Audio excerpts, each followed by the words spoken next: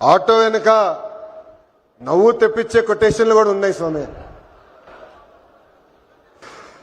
అప్పు చేసి కొన్నాను, నన్ను చూసి ఏడవద్దు అని చూశావిడు. అప్పు చేసి కొన్నాను, నన్ను చూసి ఏడవద్దు. ఇంకోటి, హాయని ఆశ పెంచొద్దు, బాయని బాధ పెట్టద్దు.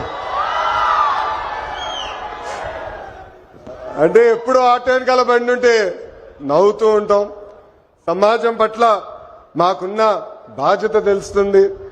ఎన్ని సమస్యలున్నా, ఎన్ని ఇబ్బందులున్నా నవ్వుతూ ఆదరిస్తారు మా ఆటో డ్రైవర్లు. అందుకే యువగలం పాదయాత్రలో ఆటో డ్రైవర్లతో ప్రత్యేకంగా నేను సమావేశం ఏర్పాటు చేసుకున్నా. వాళ్ళు ఎదుర్కొంటున్న సమస్యలు నేను తెలుసుకున్నా. ఆనాడు ఆటో డ్రైవర్లు నాకు చెప్పింది ఒకటి, కుడి చేతిలో 10,000 పెడతారు, ఎడం చేతిలో 20,000 రూపాయలు లాగేస్తారని. అరే ఎట్లా లాగుతున్నారా భయ్ అని అడిగా. గ్రీన్ ట్యాక్స్ పెంచారు, 20,000 రూపాయలు చేసి బాదుతున్నారన్నారు. అదేవిధంగా రోడ్ల పైన ఉన్న గుంటలు పూడ్చట్లేదు, 5 సంవత్సరాలు ఎవరు పట్టించుకోలేదు. ఆ గుంటల వల్ల మా ఆటోలు రిపేర్లకు వస్తున్నాయి, దీనివల్ల చాలా చాలా ఇబ్బంది పడుతున్నామని ఆనాడు చెప్పారు. అందుకే మీ ఆదరణతో 94% సీట్లు ఈరోజు ప్రజా ప్రభుత్వం కైవసం చేసుకుంది. మన ప్రభుత్వం అధికారంలోకి వచ్చిన వెంటనే గ్రీన్ ట్యాక్స్ ని ఏకంగా 3,000 రూపాయలకి తగ్గిస్తాం జరిగింది. అంతేకాదు పవన్ అన్న నాయకత్వంలో సుమారుగా 2,000 కోట్ల రూపాయలు ఖర్చు పెట్టి గుంటలంతా కూడా మనం పూడ్చడం జరిగింది. ఈ రోజు ఎక్కడ లేని విధంగా కొత్త రోడ్లు కూడా మన ప్రభుత్వం వేస్తున్నాం. అంతేకాకుండా ఆటో స్టాండ్లు ఏర్పాటు చేయాలి, మీకు అక్కడ తాగునీరు అందజేయాలి. ప్రత్యేకంగా మహిళలు ఆటోలు తోలుతున్నప్పుడు వాళ్ళకు కావాల్సిన టాయిలెట్లు కూడా అక్కడ ఏర్పాటు చేయాలి.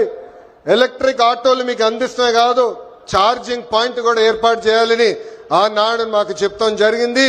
ఇది చేసే బాధ్యత కూటమి ప్రభుత్వం తీసుకుంటుందని ఈ సభాముఖ ప్రజలందరికీ నేను తెలియజేస్తున్నా.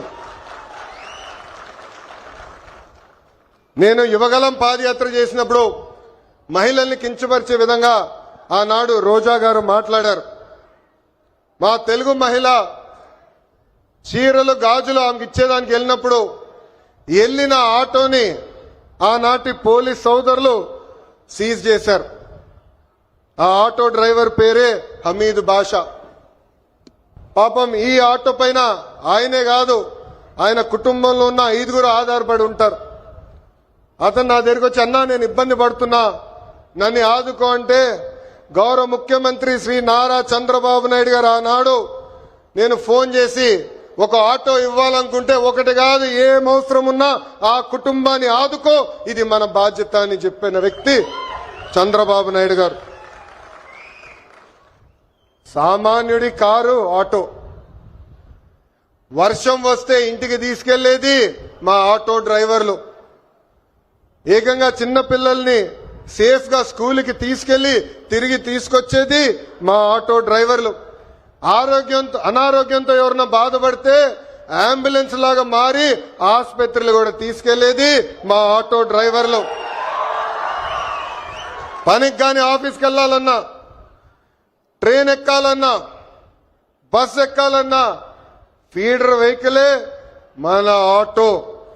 మీరు ఆటో తోలి ప్రజలకి మెరుగైన సేవ చేస్తున్నారు కనుకనే మీ రుణం తీర్చుకునేదానికి ప్రజా ప్రభుత్వం ఈరోజు ఆటో